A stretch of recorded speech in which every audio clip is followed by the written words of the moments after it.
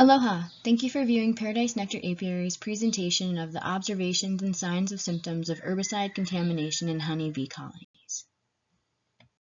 In this presentation, I will be going over observations I have made over the last several years as the owner and creator of Paradise Nectar Apiaries. Although I'm continuing to research and observe what is happening to my bees, I am seeing a correlation of herbicide spraying and my bees dying in my neighborhood.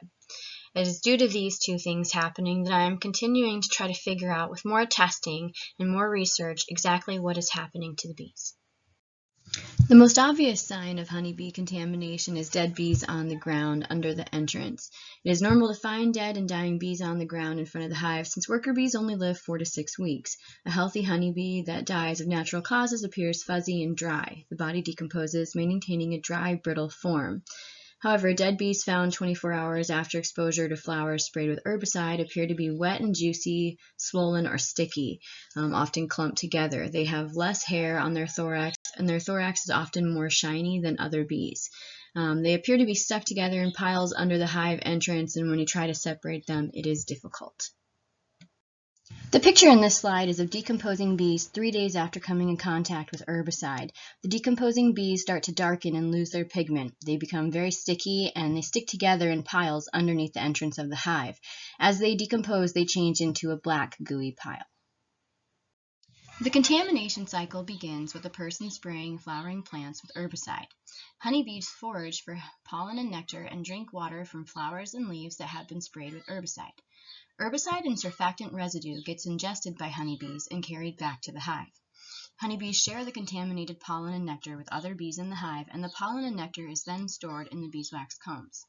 The fat-soluble residues from the surfactants and herbicide is absorbed into the lipophilic beeswax combs. Both bees that have ingested the herbicide and surfactant residues, as well as developing larvae that are fed the contaminated pollen and nectar, die. Dead bees and larvae may be seen on the ground below the hive entrance and on the floor inside the hive.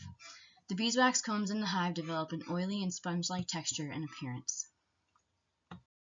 The pictures on the right are of the contamination cycle. The picture on the top left shows day 1, a person spraying herbicide on flowering plants.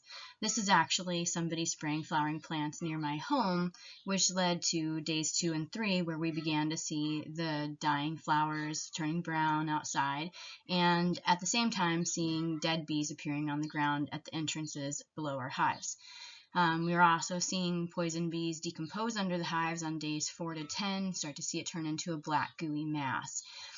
During the time of contamination, from the first time we see dead bees on the ground, days 2 and beyond, we see beeswax combs that are abandoned, brood left to rot, and the combs become oily and sponge-like. In 2018, we lost our farm to the lava flow and got a property in Wainaku. We moved in on August 2018, and we had 67 hives when we moved to our new property. The red lines on the chart on the left show the losses that we endured over the time from when we moved in to now. And the green lines show splits and swarms that I've caught and different hives I may have brought from other yards, which have boosted our numbers, which shows the contrast between our original hives, our losses, and our new gains. The main thing to note here is that all of these losses were not due to varroa mite infestation or small hive beetles or any of that kind of stuff. It was all a slow decline where we started to see combs abandon. The bees couldn't cover them, populations were dropping quickly, and it would go from being a vibrant, healthy hive and slowly deteriorate to hardly any bees. There would be a queen, sometimes she wouldn't be laying. Sometimes the hive would go on and on with workers and a queen, and then eventually all you would see is just empty combs. They weren't even trying to make diploid drones. Since we got our property in 2018, we have observed that our neighbors and county workers spray herbicide on a regular basis. Since that time, we've noted that honeybee populations will drop in several hives after they have sprayed, combs are abandoned, and brood is often removed and can be seen on the ground under the hive.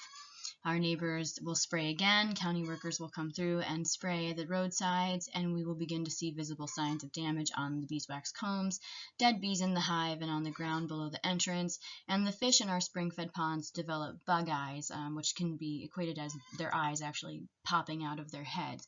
We'll sometimes see dead fish and oily residue in our ponds as well. The pictures on the left are of healthy honeybees and their beeswax combs.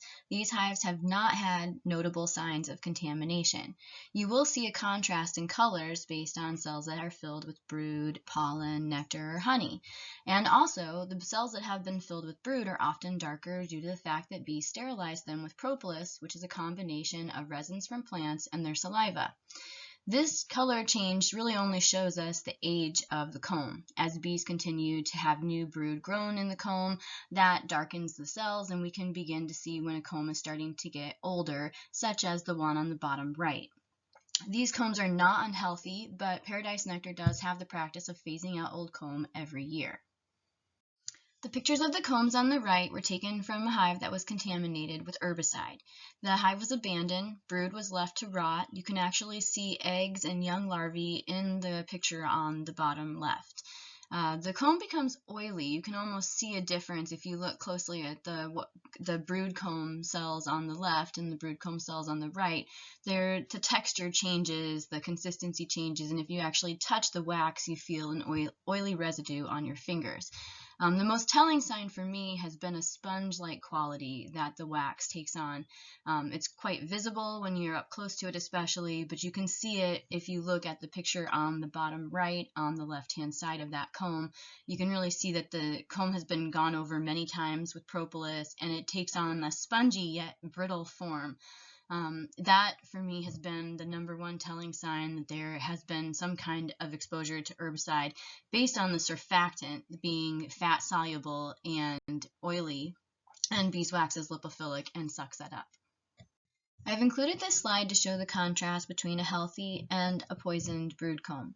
So the healthy brood comb on the left shows capped brood is a light papery texture. Above that we see a little bit of pollen in the cells, which is pretty covered with bees, and above that close to the top bar we see capped honey. This is a pretty standard look for a lot of the combs in my hive. I see this often, and even though it is dark in color, it is not concerning to me because the bees are covering it, it's healthy, and the brood overall has a healthy and vibrant look to it. If you show that in contrast with the comb on the right, you will see that in the comb on the right, the texture and the appearance of the brood actually looks different. It's darker in color, but that's not normal. It's actually because if you look at it up close, it's got an oily texture to it. If you also look at the sides of the comb, you'll see that they look more brittle and sponge-like, and they have been thickened with propolis so many times from the bees trying to sterilize it to keep it safe. You'll also notice that the very top, there's no honey in there, and it's a very light color, and then it slowly darkens and it concentrates in the dark color at the very bottom.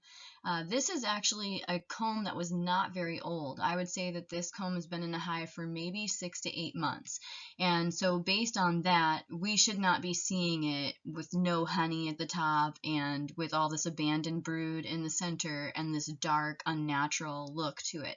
This has been a telling sign for me of contamination, and so as I have been trying to explain to people what I'm seeing, people who are asking me what might be happening to their bees, this has been one of the most basic ways for me to get an assessment of a hive that has actually been in contact with herbicide. I wanted to give you a little history about Paradise Nectar Apiaries and how I do what I do, why I do it, all of that. So since 2018, I have been caring for honeybees. I started Paradise Nectar as a family business, and I switched completely over to treatment-free beekeeping practices in 2010. I had experience using miticides and other pest treatments inside the hive, as well as experience using herbicide to manage unruly weeds for landscaping purposes. I witnessed the effects of herbicide on honeybees both through hive management uses and in agricultural uses when injecting or spraying herbicide on plants and trees. It is through my observations that I came to decide that I wanted to avoid putting my bees around herbicide because of the losses, and the miticides actually killed queens and bees and young brood, so I decided it wasn't for me as well. So I changed over to treatment-free beekeeping practices, and all that really means for me is I don't put things that don't belong into my hive. I do use diatomaceous earth in a tray underneath my hive, which catches pests, and I can use it in my gardens as an amendment and feed it to my chickens, so it kind of works as a sustainable product. But most of my management methods include checkerboarding, which is simply inserting an empty bar or frame between two drawn-out combs. This inspires the bees to make a new, fresh comb, and we want that because then it will have less pests and diseases and contaminants. I kind of equate this to like washing your dishes or changing your sheets. It's cleaning up your space. It's making it more hygienic. And I cycle out the old comb every year in kind of the same fashion. When something looks expired, I take it out. And so if it becomes undesirable, or I see that a comb has a lot of mites and they're filling it up with mostly drone brood that's dying or unhealthy, of course I'd remove that. And when the bees let you know when something's done, usually by filling it up with pollen or honey. So it's a good time to remove it when I see that. This process of doing checkerboarding has actually saved me through mite and beetle infestations, Nosema serrana issues, and now it's what's saving me from being taken out by herbicide. This method is all about keeping things clean and hygienic, and by seeing how the old wax looks as it has aged before I started removing stuff every year, I saw that the stresses that the bees faced were trying to keep everything clean, and with all of the environmental factors and pests and diseases that are out there, if we force them to live on old comb, they get sick. So specifically even brood combs, anywhere they store food, things like that, need to make sure they're clean, healthy, and hygienic. So I was doing pretty well before moving to Wainaku, and then I came to an area that is residential with large lots that are zoned for agricultural use. Many of the residents here use herbicide to maintain the weeds in their yard, and my neighbors that are closest to me and have properties surrounding me actually spray on a regular basis and often spray flowering plants. It is this spraying of herbicide by county workers, by local residents, that I believe is causing my hives to decline at a rapid rate and has actually caused me to lose over half of my apiary so far. The information that I'm sharing in this presentation is compiled from the observations and records that I've kept. It is my desire to find out exactly what is causing my bees to die, because I don't want to be selling products to people that are unhealthy. I don't want to eat contaminated products. I don't want to put my friends and family at risk, and I certainly don't want to lose all my bees because they're like my family. So considering that I've been selling bees on island since 2010, and I'm an educator on island during the same amount of time, I feel compelled to help other people who are struggling. I manage hives for 16 clients, and they range from Honeka'a to Mountain View to Puna, Hilo area, and I see chemical contamination in hives all around the island. And it's often after county workers have sprayed roadsides. So I feel like even if it's not to change what's happening in a large scale, it's to make awareness of how we can avoid having such an impact. And without knowing what we're dealing with, I don't know how to properly educate people. So I know that knowledge is power, and that's what I'm hoping to do, is to have a team of people who also want to seek that knowledge with me and do the tests and keep finding out what we can do to make it better. You guys have heard me talk about what chemically poisoned bees look like. She's been poisoned. See how she's shiny like that?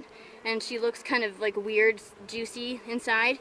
That's a healthy bee. That's a really healthy bee. That's a healthy bee. See the difference? Look at them next to each other. Do you see the difference? Yeah. That one looks like it's more stained. Yep. It's like almost like they're swollen with juice. That's what it looks like to me. Like you can see she was poisoned. See that one? So you can really see the difference when they're next to each other. Like she was poisoned there. Do you ever end the bees that are poisoned? Sometimes if they look really bad, I'll pinch them. But I mean, there's so many right now that I'd be going around just killing bees all day. That's I don't sad. do that. Yeah, that's a bad idea. So then you work your way back from Yep, so the we're right to working our way left. back. So here's what happens to those bees. See how they were poisoned? She's dying on the bottom of the hive. Their bodies just start to break down. They can't function. So see that? Here's one who just died. She was poisoned. See how different she looks? And if you look at the pile of dead bees on the ground, you see that right there? See those? See how they look the same? This is not normal death. See how sticky and weird they look? And then this one here, she was just in the process of dying. So she's, otherwise nothing bad happened to her, but she's got that same look to her that I just showed you, and she's just really crippled. She can't function. Even the other bees are like, what's wrong with you? Sad. It is, and that keeps happening here. See, here's another one. See that? See how they're just dying on the bottom of the hive? Thank you for taking the time to view this video. I hope that after viewing this presentation, you have an understanding of what we are dealing with at Paradise Nectar Apiaries. If you feel that you would like to be involved in this project, please let me know. Thank you.